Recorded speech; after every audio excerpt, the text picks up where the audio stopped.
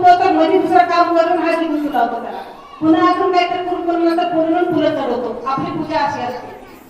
मग आपल्याला पूजा केल्यानं देव साध्य होणार आहे का? होणार नाही. कारण सत्ययुगामध्ये, सत्ययुगाला आयुष्य किती होतं? सत्ययुगाला आयुष्य 17,28,000 आयुष्य होतं. म्हणून माणसाला 1,00,000 आयुष्य होतं. त्रेतायुगामध्ये 12,96,000 त्रेतायुगाला आयुष्य होतं. म्हणून माणसाला 10,000 आयुष्य होतं. 10,000 वर्ष आयुष्य होतं.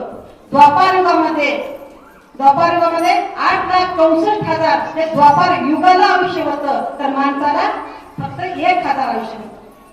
आणि या कलियुगामध्ये फक्त 4,32,000 एवढंच आयुष्य आहे कलियुगाचं. आणि माणसाला फक्त 100 वर्ष आहे. तर या कलियुगाला 4,32,000 मधून 4 भाग पडले त्याच्यातले. 1,08,000 असे 4 भाग पडले. आणि 1,08,000 मध्ये 100 वर्ष जगतील असं सांगितलेलं आहे. पण कलियुगाचं आयुष्य फक्त 5 वर्ष संपलं तर 60, 70, 80 वर्ष सुद्धा माणसं जगला गेले तरी.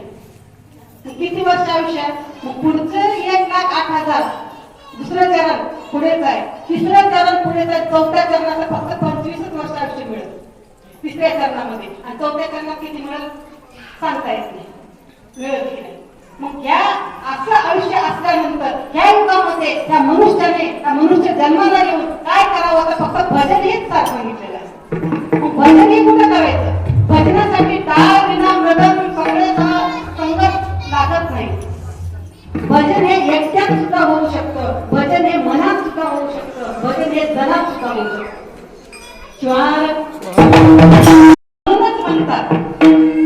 म्हणून म्हणतात आनंदाने, म्हणजे आनंदाने मुसलमान आणि हिंदू लोक सर्वजण राहत होते त्या काळामध्ये. त्या काळामध्ये फक्त मराठीच एक नव्हते तर त्यांचे सहकारी मुस्लिम सुद्धा होते. काही मुस्लिम त्यांनीच अत्याचार केला पण काही मुस्लिम सुद्धा त्यांच्यामध्ये सहभागी होते.